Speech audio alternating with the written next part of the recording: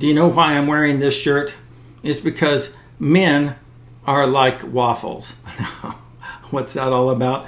Well, that's the title of Bill and Pam Farrell's international best-selling book, Men Are Like Waffles and Women Are Like Spaghetti. And we're going to pick up in our conversation today where we left off and talk a little bit more about that.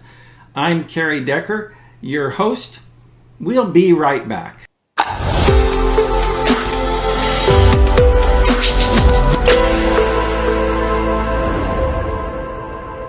Hey guys, welcome to the show. Hi! It's great to be back with you, Carrie. I do love that shirt. Yeah, that's my Costco shirt. So. Good place to shop, too. It is. It's a great place to shop. You can have dinner as you graze through the store. I like that. That's what I do. That's what I do. I stop at all of the stops. And also, my wife and I, for our date night, it's oftentimes the $1.50 hot dog. Yes! And nobody ever told me that I was a cheap date, I'll tell you. Every once in a while, we'll splurge and buy a slice of pizza. There we go. Those are the special occasion dates, right there. Exactly. Our anniversary. Y'all know he's joking, right? Right. I don't know. I'm going to have to tell you this real quick, and I said it in another show. I'm embarrassed to admit this publicly, but I'll say it anyway. My wife just celebrated her 65th birthday. Now, that's not what I'm embarrassed to say, because she looks awfully fine for 65 years old. Woo, yeah. But I bought her a pair of work gloves for her birthday. No. Now, did she ask for them? No. Yeah. It's because we work out in the garden. And I just discovered recently, and I'm passing along a tip for you guys, that if you ever work out in the garden around bougainvilleas or roses or whatever, and they would always poke us, and we would always have these red marks on our hands afterwards and all. But pig skin work gloves. Yep. Pig skin work gloves, You can buy them, by the way, at Harbor Freight for $4.99. There we go. And he gets no cut out of that. Yeah, I'm a country girl. I grew up wearing work gloves, so there you go. It would be a delightful gift because I love being outside. So. But did you know about pigskin work gloves? I know Bill did. I'm not sure I did. Okay. Yeah. I had some guys do my yard, and one of the guys, because we went, water-wise, and one of the guys put in cactus, and he would grab it, those barrel cacti, with his hands, and place it in the ground. But he had gloves on, and I thought those cheesy little gloves aren't going to help him. But he would just grab it, plop it in, and I never knew what they were. I didn't ask him at the time, but they were pig skin work gloves. So there you have it. So we're talking about men are like waffles and women like spaghetti, and so we kind of left off on this whole thing about how does that manifest itself when it comes to romance. Right. So that's why I teased you about the work gloves, because it really is just knowing your wife and what she loves. Mm-hmm. But there are some general concepts about how men love to be romanced and how women do. Mm-hmm. So you want to go first? For us men, if we can get it into our head and in our heart that women love connections. Yeah. So anytime you make a significant connection into her life, she's likely to interpret it as romantic. Yeah. And see, as guys, we tend to think it's always the big thing, it's always the extravagant thing, but really what it is the personal thing. Yeah. There you go. That you connect to her heart. So when you remember her favorite song, when you remember her favorite colors, when you remember her favorite places, or if you just connect with her just because. Yeah. I just called to say I love you. And as men, again, we don't tend to speak that language as much. No. And so for us, it's a learned skill. Oh, yeah. And so I encourage men all the time, like take notes on your wife. And you can do it casually. Keep it on your phone if you carry your phone around. that when she says, "Oh, I love that store. Oh, what a cute dress." They just write it down, and it's why you can get away with going to Costco and buying gloves, because you're connecting to your wife. Because she loves the garden. And I actually have come to the conclusion that almost anything can turn romantic. Yeah. Like, I've got a friend that wanted to do something nice for his wife, so he went through his neighbor's yard and picked flowers, put them together in a bouquet with duct tape. So he took stolen flowers, wrapped them in duct tape, and gave them to his wife, which, usually that is a losing proposition. I know, yeah. But she looked at it and said, he was himself. He's a duct tape kind of guy. And now he's in prison. And it touched her heart.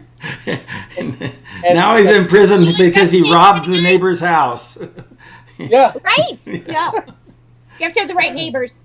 Yeah. And what she understood is that when us guys get complimented, we get interested. Yeah. Because we know, as guys, we don't start off very romantic. Not most guys, anyway. And we're usually pretty clumsy. I'm in pre-K when it comes to romance. Yeah. And men don't want to embarrass themselves, so they're not going to work on what they don't think they're good at. Yeah.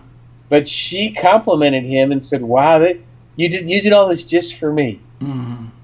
And he's gone on to become pretty romantic in his life. Yeah.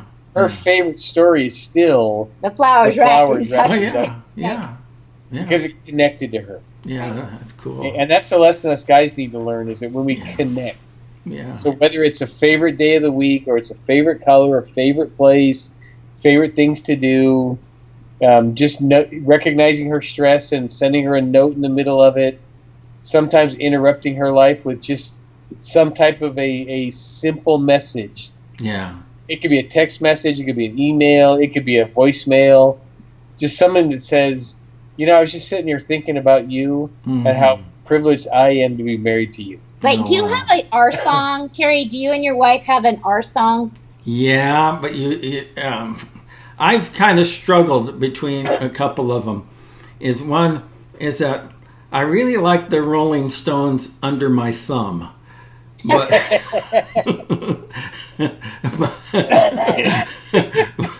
She didn't agree, huh? Yeah.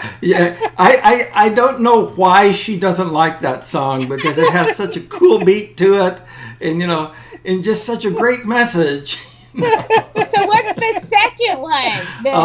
That leaving on a jet plane. I don't know when I'll be back again. Yeah, exactly. Now, if you're both together, that would be good. Yeah, like, yeah. on a jet plane to Hawaii. I don't know when we're coming back to Europe, and Yeah. Ours is unforgettable. And so Bill has a commitment that anytime he hears Unforgettable, it doesn't matter where he is, he'll like pick up the phone and hold the phone to like I'll call her. Playing. Yeah, he'll call me. It started. Pam was doing a number of women's events. Yeah. So there were several weekends where she would be out of town. Mm-hmm. And I just made the commitment, if I ever hear our song while she's gone, I'm going to call her. Yeah. And even if I just get voicemail, I'm just going to leave a message. And Recently. And you know how God orchestrates these kind of things. Yeah. Like, I left a meeting down in San Diego at about 10 o'clock at night. And I'm in Washington, D.C. area. Oh, wow. So I got in the car and turned on the radio, and our song came on. So I called her. And my phone was next to me, and it woke me up, in a panic. And then all I hear is, unforgettable, that's what you are. And it took less than 5 minutes, and she's still talking about it. Yeah, There like, you go. sweetie, night. And that's cool. The key, is it connected with her. Yeah. Right. I just don't think that would work with Under My Thumb.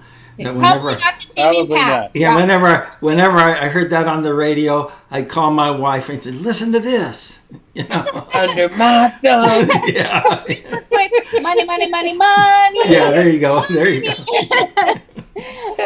Yeah, well, for we women, Yeah. that what we need to remember about romancing your man is that the key to unlock a guy's heart is to lower his stress, raise his ability to succeed. There you go. And I shared that with like a Christian university. There's like 5,000 in the crowd. The guys gave me a standing ovation. There you go. Because I just said, girls, he's looking for a low maintenance woman. And like, woo!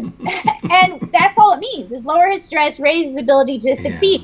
And so really romance is pretty easy for a guy. If you can help him succeed, he's going to fall in love with you if you can lower his stress. Yeah. Like romance to a guy might mean just curling up next to him, watching the game, only talking during the commercials, and bring something wrapped in bacon. That would be romantic. Yeah. And see, as guys, we feel romance when we know we set out to do this and it worked, because we're problem solvers. Yeah. And when it gets too mysterious, and when we hear things like, well, you should just know. Yeah, that's like, ladies, don't ever do that to your husband. You should just know. We've been married this long. Yeah. He still can't read your mind. It's not a spiritual gift to read somebody's mind. And most guys do not do nuances. No. So if you say to a guy, hey, this Friday, would you like to have dinner and go to a movie? Mm-hmm. We think that means dinner and a movie. Yeah. But what he's thinking is dinner and a movie and the bingo box. That's what he's thinking. But we don't think red hot monogamy. But we don't think we're going to stroll under the lights. We're going to talk about our future. We're not going to figure out a retirement plan and have paid for the kids' college. Yeah, exactly. Dinner, movie. Yeah. Right. Yeah. It took me a long time into marriage when my wife says, "Hey, let's just cuddle." That just meant cuddle. You know? That's right. That's right. Now, if she takes it further, that's a whole other thing. Yeah, it's a difficult lesson to learn. I'll tell you that right now. And again, one of our big messages, it almost sounds overly simple, but we find marriage really does work when you just keep it at the level of we're going to take turns. Yeah. So sometimes we're going to go out on a date and we're going to do it the way I like it to be done. Yeah. Sometimes we go out on a date, we're going to do it the way she likes it to be done. We just take turns. Sometimes we go on a conversation, sometimes for her, sometimes for him. Mm-hmm. Like I found early on in our marriage that we resolved conflict and we communicated much better when I would send Bill to his second favorite box, which is basketball. Okay. And he would shoot some hoops, and I would then, journal through my feelings, pray through my feelings. And when he came back, he was a better listener, and I was a better communicator, because Bill wasn't hit with, the tsunami of, all of my emotions. Yeah, that's great. That's great. Because rather than, and it's interesting, Carrie, Romans 15:7. Yeah. It says, accept one another then, just as Christ accepted you in order to bring praise to God. There you go. And we find that in this arena of life, we have a hard time accepting one another. We're always thinking, oh, he needs to improve, she needs to get better, he needs to ramp it up, she needs to calm it down. And we're always trying to change each other in areas that God didn't intend to be changed. Yeah. Okay, some of it's biology. I mean, really, we're multi-layered, and there's DNA, XX, XY, estrogen, testosterone, and then layered on top of that is your motivation style, which we also talk about in Men Are Like Waffles and Like Spaghetti, and then your family of origin issues, and then your culture. So there's many facets. Wow. That's why we can stay in love for a lifetime, because we're always discovering something new. Yeah. And because of all that, we encourage couples, keep the humor in your marriage, because we're different enough that there are times that despite your best efforts, you're trying to communicate, you're trying to connect, you're trying to be there for each other, and it just goes haywire. Have you ever had that happen, Carrie? You're talking and then it starts escalating. Yeah. How'd we get here? Yeah. And when that happens, when you're just on different planes and you're totally missing each other, whether it's on a date or in a conversation, you don't want to put more pressure on it. You want to find a way to stop it and just restart the whole evening. So we found a password is very effective when you're missing each other. So some kind of way to shortcut, let's regroup. And usually with some humor, if you knew us as newlyweds, you would know that Bill's favorite movie was the Rocky movie. Best movie ever. Right. And you remember Rocky was trying to get Adrian's attention, and she was working in a pet store. Yeah. So he would walk in the pet store every day with the same dumb joke. Yo, Adrian, you know what you get when you tap a turtle on the back?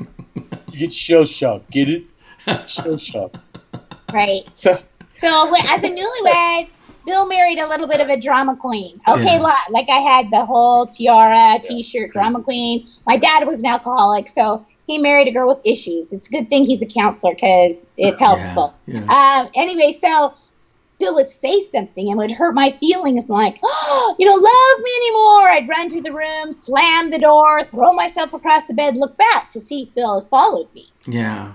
Well, this went on several times in our first year of marriage. Till one day, my brother was over, and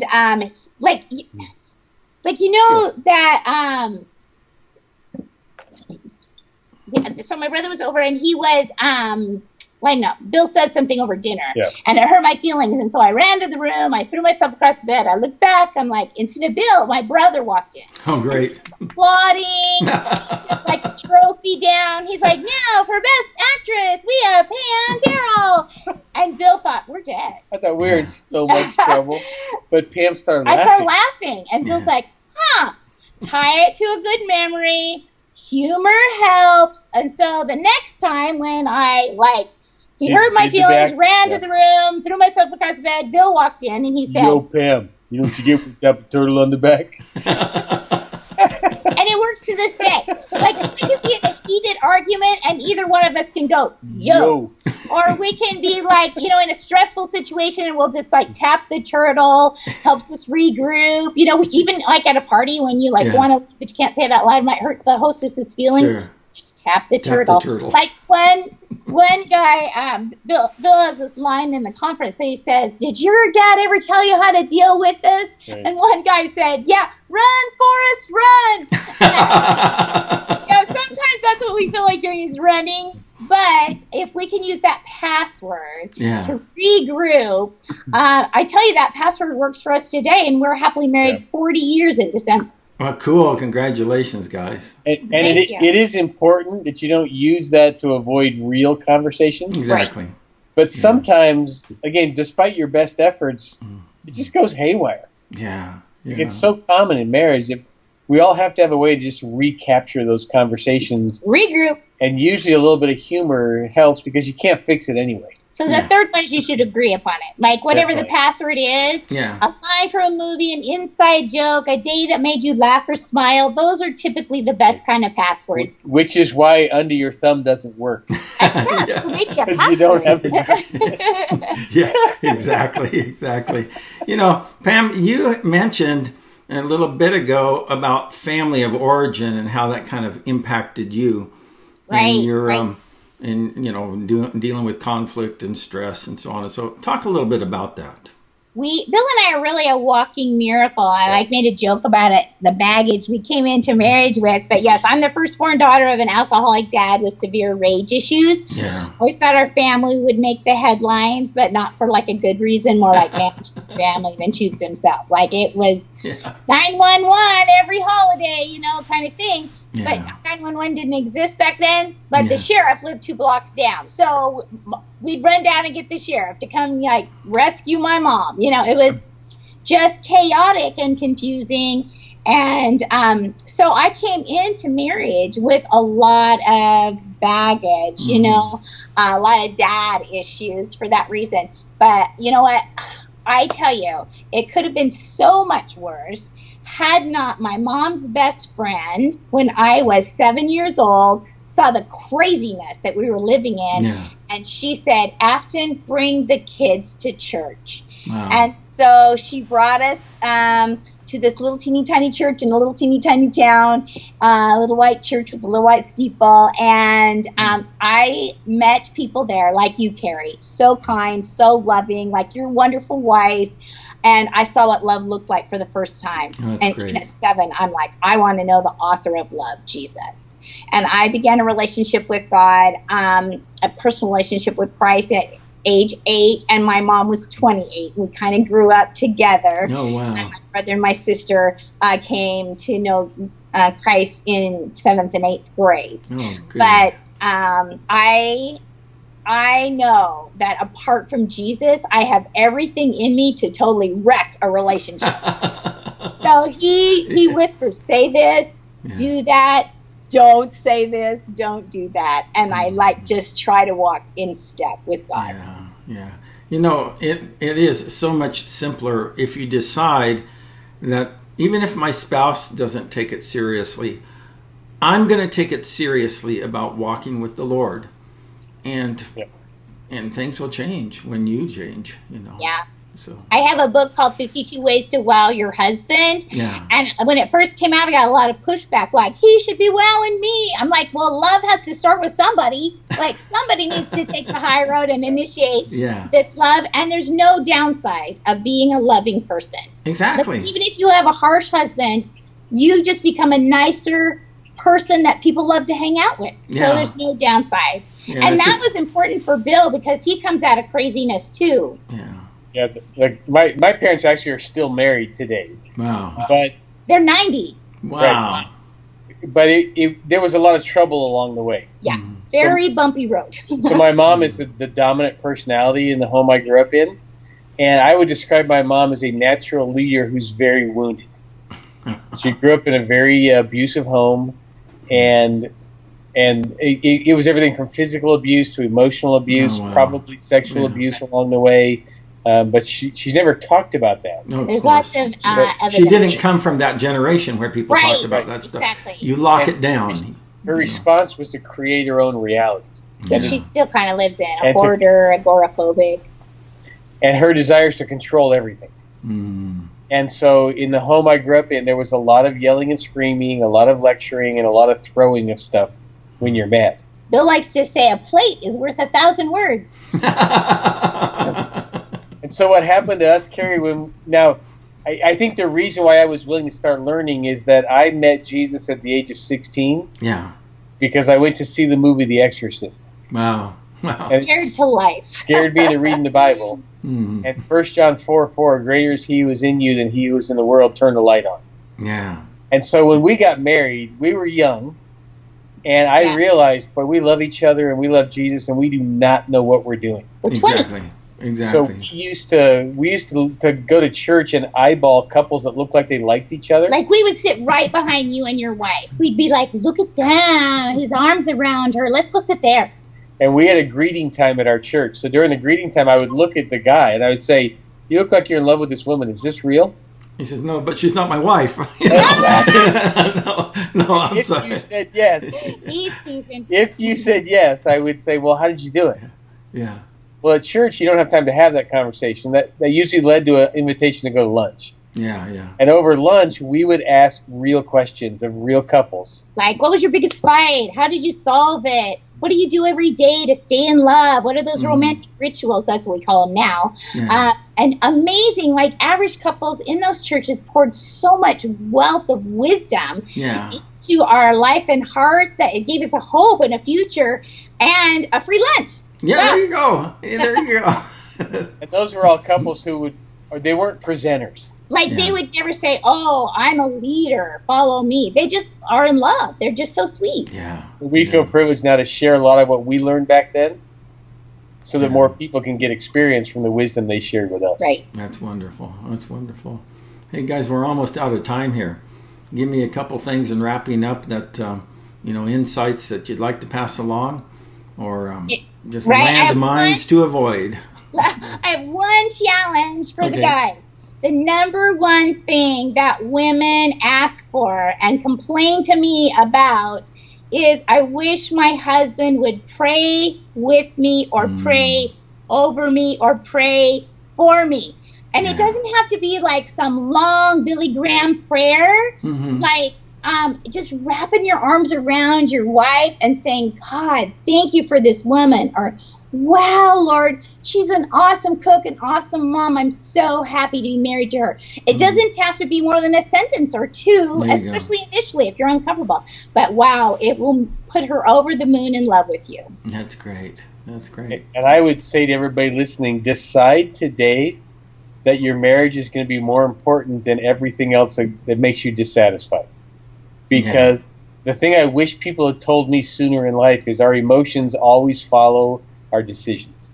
Oh, that's good. You decide that you're going to be in love, and you decide that you're going to make conflict work for you, and you're going to decide to take your differences and integrate them together, and you decide you're going to learn something new about relationships every year. Your emotions get behind those decisions, and your marriage grows. Yeah, yeah. Say that again for me. Decide what? You're saying decide? Your emotions follow your decisions. Yeah, okay. So healthy decisions equal a healthy life. So decide that you're gonna stay in love and not let the obstacles of life get in the way. There you go. Decide that you're gonna have a way to work through conflict so that conflict works for you. Yeah. Decide you're gonna compliment your spouse. No matter how you feel, I'm gonna find something good. There you go. Yeah. Decide to forgive everything so there's no bitterness ever in the relationship. And decide that you're going to learn something new every year about relationships. Wow, that is so good. Thank you guys so much for spending some time with me today. And I know that you've been blessed by watching this broadcast. And I really like that concept about decide. Decide that you're going to be the very best spouse possible. And you'll find out along the way and that you have a happier marriage. And so these sessions and 4 habits to transform your marriage can help you a lot. And make sure you catch Bill and Pam's first session if you haven't watched it. And there's other sessions that are coming up in the summit that will be beneficial for you. That's it for now. I'm Carrie Decker. I'll see you next time.